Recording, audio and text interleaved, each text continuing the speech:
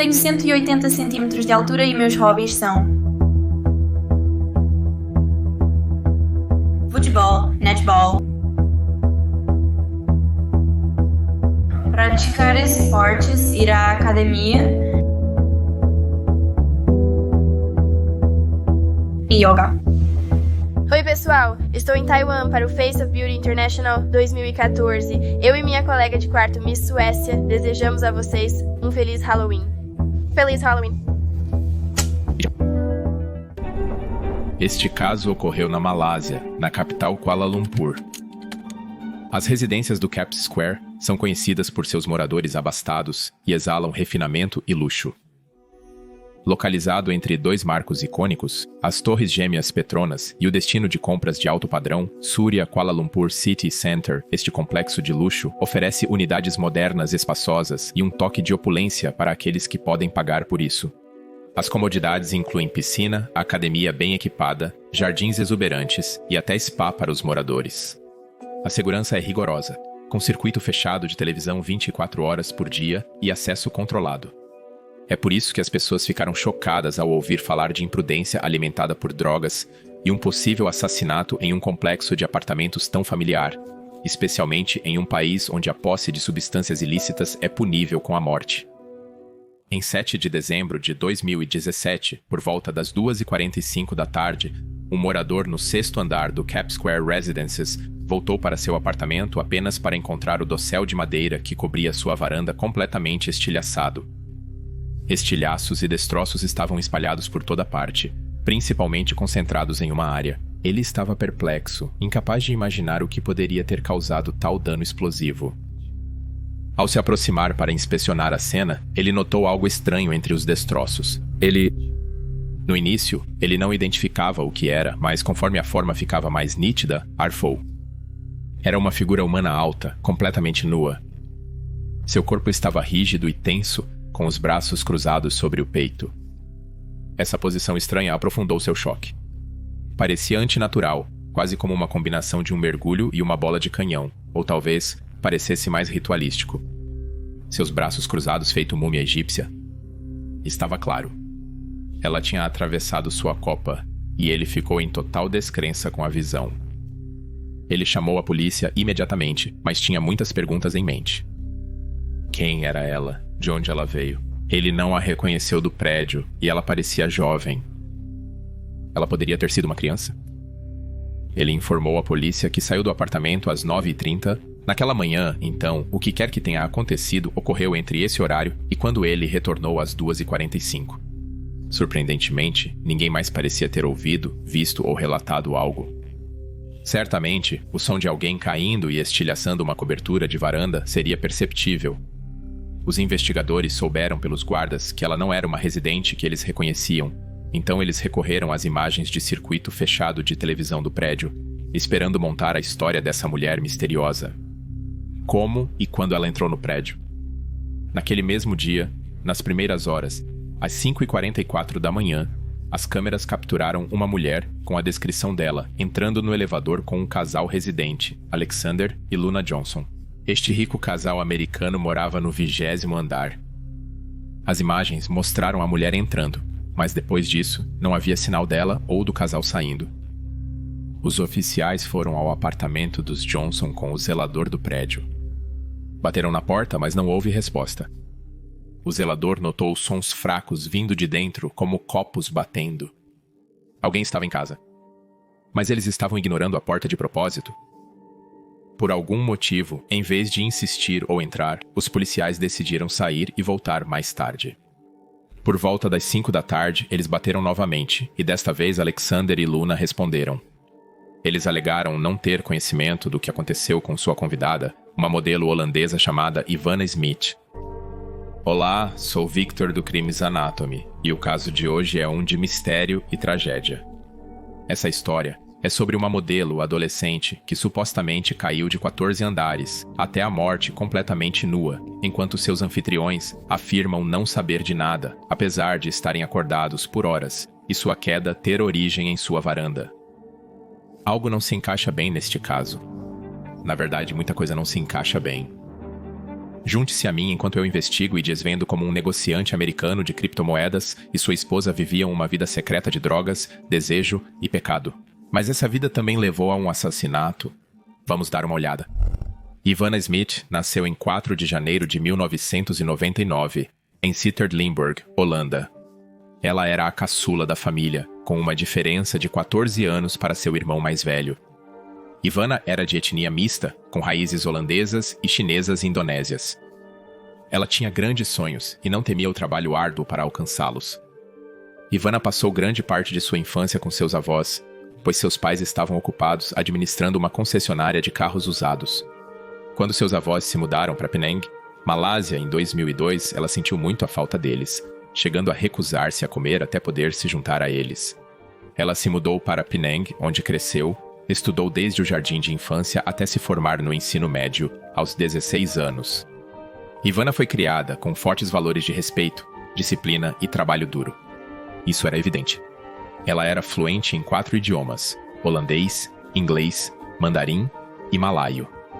Ela tocava tanto guitarra quanto piano, e até tinha uma faixa preta em taekwondo. Mas isso foi só uma parte de sua dedicação. Sua carreira de modelo começou aos 13 anos, ganhando rapidamente impulso quando ela ficou em 3º lugar na busca pela supermodelo da Malásia aos 15. Com 1,80 m de altura, Ivana sonhava em se tornar uma top model. Após passar algum tempo na Bélgica, ela se mudou para Kuala Lumpur aos 18 anos, onde sua carreira realmente começou a decolar. Ela assinou com a Triumph, desfilando em passarelas e aparecendo em sessões de fotos de alto perfil, tudo em busca de seu sonho de se tornar um anjo da Victoria's Secret. Em 2017, ela conheceu Kramer, um modelo colega de profissão, e eles começaram a namorar pouco tempo depois. O relacionamento trouxe felicidade mútua, pois entendiam a profissão um do outro e ofereciam apoio. Na época, ela estava se preparando para competir no concurso Top Model Bélgica 2018 em Paris. Em 2017, Ivana foi apresentada a Alex e Luna Johnson, através de um contato mútuo de um trabalho de modelo. Eles pareciam um casal americano-cazaque amigável e divertido. O primeiro encontro deles foi no Prime, uma popular boate de Kuala Lumpur, durante um evento de Halloween. Luna Johnson, 31 anos, trabalhava na área de educação, enquanto seu marido Alexander, 44 anos, era um proeminente empreendedor de criptomoedas dos Estados Unidos da América que vivia em Kuala Lumpur há quase uma década. Alex supostamente tinha uma forte reputação de influência e poder na área.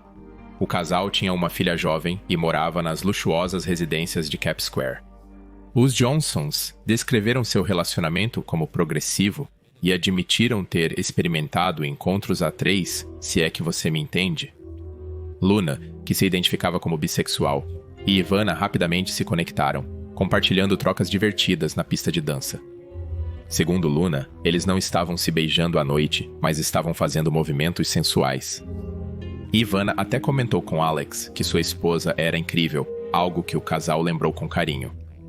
Os Johnsons descreveram Ivana como ousada e carismática. Luna, na verdade, estava encantada com ela, chamando-a de bonita, encantadora e confiante. Após aquela noite, o trio manteve contato por um grupo do WhatsApp com trocas flertantes. Alex e Luna ficaram surpresos ao descobrir que Ivana tinha apenas 18 anos, pensando que ela tinha 26. De alguma forma, eu duvido disso. Ela parece ter bem mais de 18 anos. Nos Estados Unidos da América, ela nem sequer poderia comprar álcool por mais 3 anos. De qualquer forma, as coisas se moveram rapidamente uma vez que eles se conheceram. No dia 4 de novembro, os Johnsons organizaram uma babá para sua filha e passaram a noite com Ivana no Hotel Concorde, envolvendo-se em devassidão e um encontro a 3. Na manhã seguinte, Ivana mandou uma mensagem para a Luna dizendo: "Ei, sexy, o que você está fazendo?" "Obrigado pela noite passada." Luna respondeu calorosamente, sugerindo um novo encontro. Alex e Luna admitiram mais tarde que este foi o primeiro encontro íntimo deles com Ivana, e o relacionamento deles continuou. Nas semanas seguintes, o trio passou mais tempo juntos, frequentando clubes em Kuala Lumpur e construindo um vínculo mais próximo e íntimo do que os casos anteriores dos Johnsons. Ivana, hospedada com amigos, trabalhava constantemente como modelo, fazendo aparições remuneradas em clubes sofisticados. No dia 6 de dezembro, ela participou de um evento no Mantra Rooftop Bar, um local elegante com vista panorâmica da cidade e público abastado. Seu agente, que preferiu permanecer anônimo, afirmou que, embora Ivana parecesse bem a princípio, ela logo começou a procurar drogas, especificamente êxtase. Pouco depois da chegada de Ivana, Alex e Luna se juntaram a ela. As imagens de circuito fechado de televisão mostraram Ivana dançando com Alex e Luna, interagindo com os presentes e indo diversas vezes ao banheiro com Luna. Por volta das 2h15 da madrugada, eles foram ao Nine Club celebrar o aniversário de um amigo. Conhecido por sua clientela de elite, o Nine Club também tinha fama pela suposta disponibilidade de drogas. As imagens de circuito fechado de televisão ainda os mostravam lá por volta das 5h22 da manhã. Fotos posteriores mostraram Alex carregando Ivana para o elevador, com ela o abraçando enquanto brincava chutando os pés. Luna caminhava atrás deles, vestida elegantemente, com outras pessoas visíveis no quadro também. As câmeras na Cap Square Residences capturaram os três entrando no prédio e subindo para o apartamento dos Johnsons. Por volta das 5h44 da manhã, quando voltaram ao apartamento, Luna dispensou a babá. Ivana relaxou no sofá com Luna, saboreando cidra. Ela inicialmente tinha dito ao namorado, Lucas, que estaria em casa mais cedo, mas decidiu ficar fora por mais tempo. Por volta das 6h30 da manhã, Lucas notou que ela ainda não havia voltado e ligou para verificar como estava. Ivana o tranquilizou, explicando que estava bem e havia decidido ficar com uma amiga. Lucas sentiu alívio ao saber que ela estava bem e aceitou o que ela explicou. Mas minutos depois, ele recebeu outra ligação do telefone de Ivana. Desta vez, era Luna, que confirmou que Ivana estava com ela e perguntou se estava tudo bem. Ele achou um pouco estranho, pois não havia duvidado da história de Ivana, mas o que ele não sabia era que Ivana estava com Luna e seu marido. Ele presumiu que era apenas uma amiga e provavelmente não tinha ideia de que estava ficando com o marido de sua amiga e já havia sido íntimo dele antes também. Às 7h24 da manhã, Ivana enviou a Lucas uma selfie com uma mensagem dizendo que estava relaxando. Lucas achou a mensagem um tanto incomum para Ivana, mas concluiu que provavelmente era devido à sua longa noite de festa. Luna contou que ao acordar encontrou a filha já de pé. Então, juntou-se a ela e Ivana para o café da manhã. Ivana estava muito bêbada, relatou Luna. Continuei a conversa enquanto preparava minha filha para a escola. Ivana se deitou enquanto eu a levava para lá. Luna mencionou que ela se ausentou por cerca de 30 minutos e retornou às 8h15 da manhã. Quando ela voltou, Luna encontrou Ivana acordada na cama ao lado de Alex, que ainda estava dormindo. Ela juntou-se a eles dizendo, agora estou livre. Luna e Ivana então passaram algum tempo no sofá, onde, após um pouco, Ivana colocou uma música e inesperadamente se despiu. Segundo Luna, as duas se tornaram íntimas no quarto. Depois Luna, se sentindo exausta, deitou-se com Alex. Por volta das 10 da manhã, ela se levantou novamente e viu Ivana andando por aí, falando sozinha e rindo. Luna, esgotada, voltou para o quarto e adormeceu rapidamente. À 1h25 da tarde, Luna acordou e notou os pertences de Ivana. Suas roupas, sapatos, bolsa e telefone, ainda espalhados pela sala e cozinha. Mas Ivana não estava em lugar algum. Assumindo que Ivana havia pego roupas emprestadas para uma sessão de fotos mencionada antes, Luna voltou a dormir. De acordo com os Johnsons, o ocorrido se deu por volta das 10 da manhã, e às 2h45 da tarde daquele dia que Ivana caiu da varanda do 20º andar do apartamento dos Johnsons, despencando 14 andares, aproximadamente 42 metros. Uma queda dessa altura teria sido fatal para qualquer um. De acordo com os Johnsons, a polícia chegou à porta deles por volta das 5 da tarde, informando-os da morte de Ivana. Eles alegaram que dormiam e desconheciam a queda dela. Aparentemente, a reação deles foi de estranha indiferença. Sentados no sofá com os policiais, eles não tentaram verificar a varanda ou olhar para fora. E se isso acontecesse na sua casa, o que você faria? Pessoalmente, eu correria para a varanda para ver com meus próprios olhos. Mas aqui, os Johnsons pareciam quase prontos para a polícia.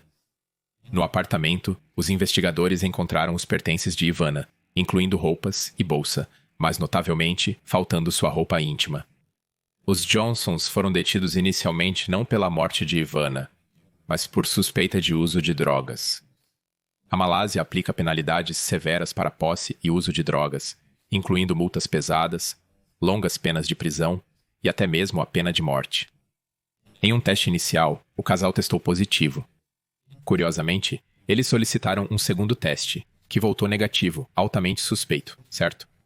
Faltam detalhes sobre o motivo da substituição do primeiro teste pelo segundo. Normalmente, você esperaria um terceiro teste para confirmação, mas o fato de terem sido autorizados a refazer o teste para limpar seus nomes, isso me faz questionar se sua condição financeira influenciou. Aumentando a intriga, os Johnsons foram tratados de maneira incomum na custódia. Após o interrogatório, eles receberam permissão para telefonar e instruíram a empregada a arrumar o apartamento deles. Surpreendentemente, a polícia não isolou o apartamento como possível cena de crime. Como descartaram a hipótese de homicídio tão rapidamente? O limpador entrou e começou a trabalhar, até mesmo se desfazendo de cacos de vidro de uma garrafa de cidra quebrada, que poderiam conter pistas forenses. Quando os investigadores chegaram, a cena já estava comprometida. Evidências potencialmente valiosas foram perturbadas. As fotografias tiradas da cena foram criticadas como inadequadas, capturando apenas alguns ângulos em vez de um layout abrangente. Todas essas decisões e omissões levantaram questões perturbadoras. Foi isso um acidente ou há algo mais sombrio sendo encoberto? O namorado de Ivana, Lucas, entregou a devastadora notícia à sua família, que imediatamente voou para Kuala Lumpur para recuperar seu corpo e obter respostas, mas eles encontraram resistência. As autoridades exigiram que assinassem um documento concordando que a morte de Ivana não foi um crime para liberar o corpo dela. A família se recusou, certa de que as circunstâncias das últimas horas de Ivana não estavam claras. Amigos e familiares de Ivana questionaram a alegação inicial de queda acidental. Para eles, as autoridades malaias pareciam ansiosas para encerrar o caso, descartando qualquer ato ilícito sem investigação minuciosa e julgando em apenas um dia. As autoridades declararam este um caso resolvido, atribuindo a morte dela a uma queda acidental, provavelmente influenciada por álcool ou outras substâncias.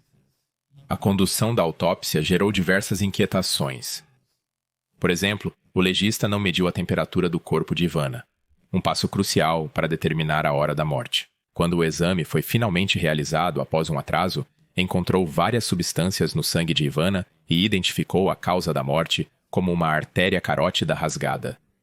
O relatório observou que ela provavelmente sobreviveu apenas brevemente após cair do 20º andar, com múltiplas lesões internas. Com a artéria carótida rompida, a maior parte do suprimento de sangue para o cérebro dela teria sido cortado. Ao ver o corpo de Ivana, as suspeitas da família se intensificaram.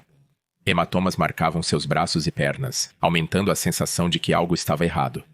Após liberarem seu corpo, eles o levaram de volta para a Holanda para uma investigação mais detalhada. Na Holanda, uma segunda autópsia foi realizada pelo renomado patologista Dr. Frank van der Gut, cujas descobertas contradiziam o relatório inicial da Malásia.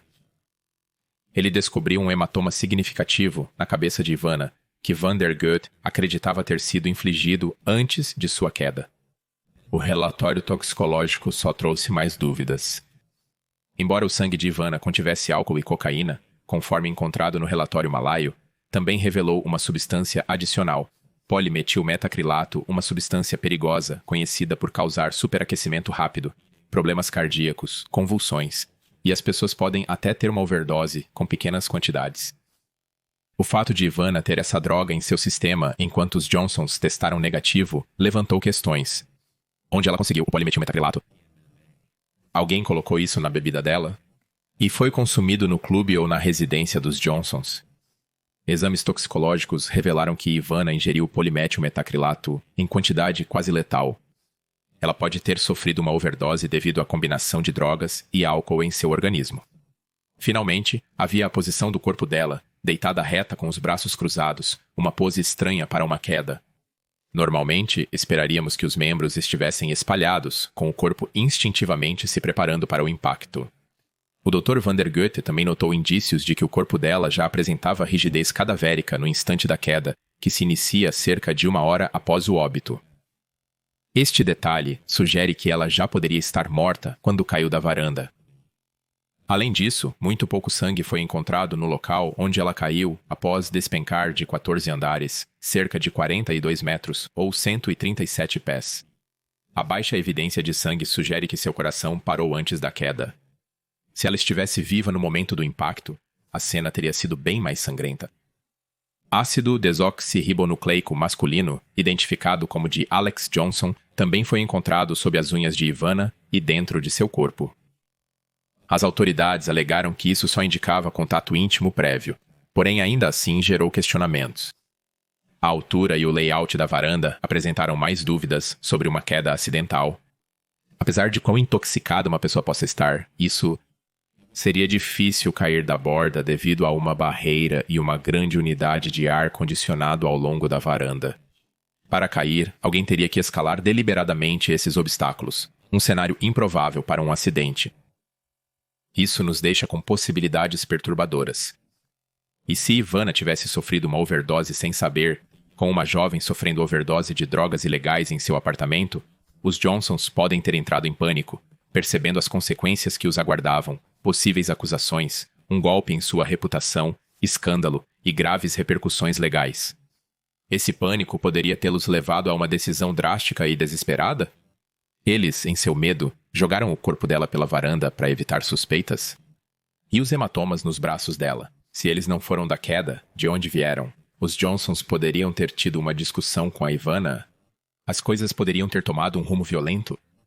Sob crescente pressão de sua família, as autoridades malaias decidiram apresentar o caso de Ivana Smith ao tribunal do legista. Embora não seja um julgamento criminal completo, é um passo, uma chance para que as conclusões do legista sejam avaliadas, permitindo que um juiz decida se a morte de Ivana foi realmente um acidente ou se um caso criminal deveria ser aberto. A audiência foi marcada para julho de 2018, cerca de 6 meses após a morte de Ivana, mas notavelmente ausentes estavam duas figuras-chave, Alex e Luna Johnson. Apesar da residência de Alex na Malásia por uma década, o casal deixou o país logo após a morte de Ivana, mudando-se para os Estados Unidos e efetivamente recusando qualquer cooperação adicional na investigação. O silêncio deles deixou os pais de Ivana em agonia, ainda ansiando por respostas. Eles não merecem a verdade? Durante a audiência, uma alegação chocante veio de um oficial malaio. Ela testemunhou que seu chefe de polícia, Faisal, havia instruído ela a tratar o caso de Ivana como uma morte acidental. Segundo ela, essa não foi sua decisão. Faisal deixou claro que ela não tinha outra escolha, descrevendo sua experiência sob seu comando como um inferno na Terra. Com uma revelação como essa, esperar-se-ia uma investigação completa sobre possível corrupção. No entanto, o juiz do tribunal do legista concluiu que a morte de Ivana foi de fato acidental, encerrando o caso com uma única decisão. A família de Ivana ficou indignada, rejeitando esse resultado como uma farsa.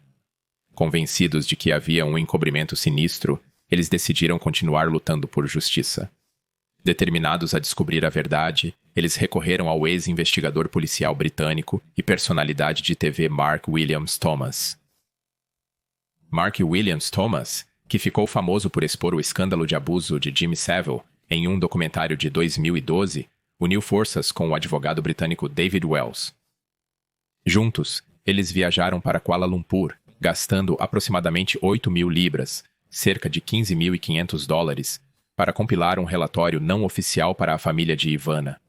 Em uma ousada declaração pública, David Wells declarou que a queda fatal da modelo não foi um acidente, sugerindo que se o caso tivesse sido tratado na Grã-Bretanha, provavelmente teria sido investigado como um homicídio. Em uma reviravolta surpreendente, o Supremo Tribunal da Malásia concordou em março de 2019 em revisar o processo da família. O Supremo Tribunal reconheceu que não se pode descartar a possibilidade de um ato ilícito, notando que algumas lesões de Ivana ocorreram antes da queda. Essa decisão marcou uma completa reviravolta, anulando a decisão inicial de acidente e nomeando Alex e Luna Johnson como possíveis suspeitos. O que era tido como caso encerrado agora estava em ruínas, rejeitado pelo Supremo Tribunal. Por fim surgia uma esperança para a justiça. No mínimo, a história completa do ocorrido com Ivana merecia uma investigação adequada. Se foi mesmo um acidente, por que tantas perguntas ficaram sem resposta? Por que os Johnsons fugiram do país? Por que eles solicitaram e, mais chocantemente, receberam um segundo teste de drogas? A decisão do tribunal chocou o país, gerando condenação generalizada do casal e pedidos de responsabilização. O caso levantou questões pontuais sobre a influência de expatriados ricos e se eles poderiam explorar os sistemas do país e evadir a justiça. Hoje, os Johnsons residem em Miami, Flórida, literalmente do outro lado do mundo em relação à Malásia. Provavelmente eles desejam muito deixar este incidente no passado.